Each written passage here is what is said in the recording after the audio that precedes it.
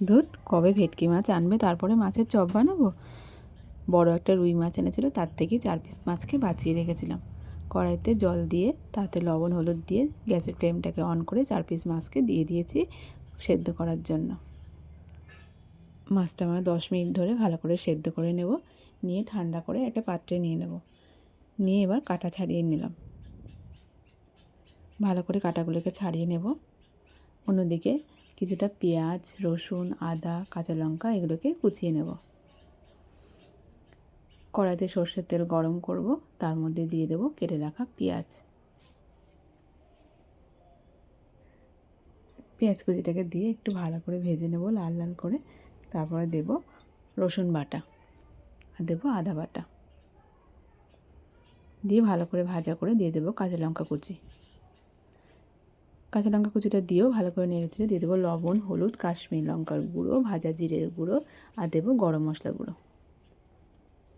দিয়ে আরও কিছুক্ষণ ভালো করে নাড়াচাড়া করে দিয়ে দেবো সেই মাছটা, বেছে রাখা মাছ।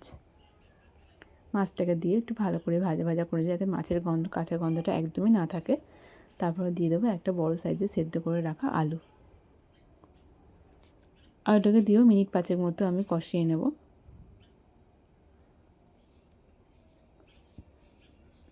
আলুটাকে দিয়ে ভালো করে কষে নেব। দিয়ে দেবো বেশ কিছুটা ধনেপাতা কুচি।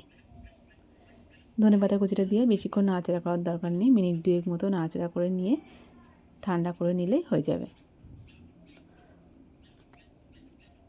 হয়ে গেছে এটা আমার পুরোপুরি। এবার আমি একটু ঠান্ডা করে নেব। নিয়ে হাতের সাহায্যে আমি চপের আকার দিয়ে দেব। যে যেমন সাইজের চপের আকার দিতে চায় দিতে পারে। আমি এইভাবেই দিয়েছিলাম।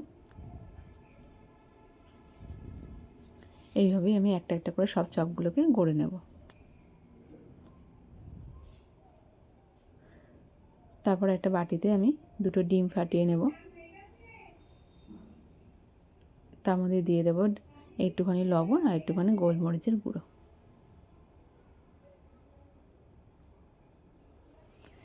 এবারে কোটিং করার পালা। আমি একবার ডিমের গোলায় চুবিয়ে বিস্কুটের গুঁড়োয় দেব।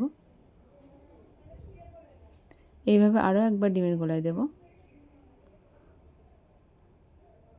দিয়ে আরও একবার বিস্কুটের গুঁড়োয় দিয়ে এইভাবে ডবল কোটিং করে নেব।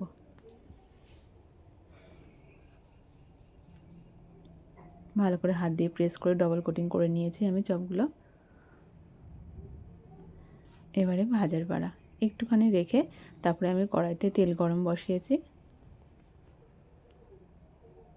তেলটা একটু বেশ ভালো গরম হয়ে গেলে তারপরে গ্যাসের ফ্লেমটাকে একটু লোতে দিয়ে আমি চপগুলোকে ভেজে নেব। খুব বেশি গ্যাসটা জোরে দেওয়া যাবে না, তাহলে কিন্তু চপগুলো পুড়ে যাওয়ার সম্ভাবনা থাকে। লো হিটেই চপগুলোকে ভাজালে খুব খাস্তাও হবে, খেতেও হবে খুব সুন্দর। খুব বেশিক্ষণ লাগে না এগুলো ভাজতে, যেহেতু ভেতরটা আমার পুরোপুরি রেডিই রয়েছে। দেখো কি সুন্দর হয়েছে। এবার স্যালাড কেটে টমেটো সস কাসুন্দি দিয়ে পরিবেশন করুন গরম গরম। টাটা।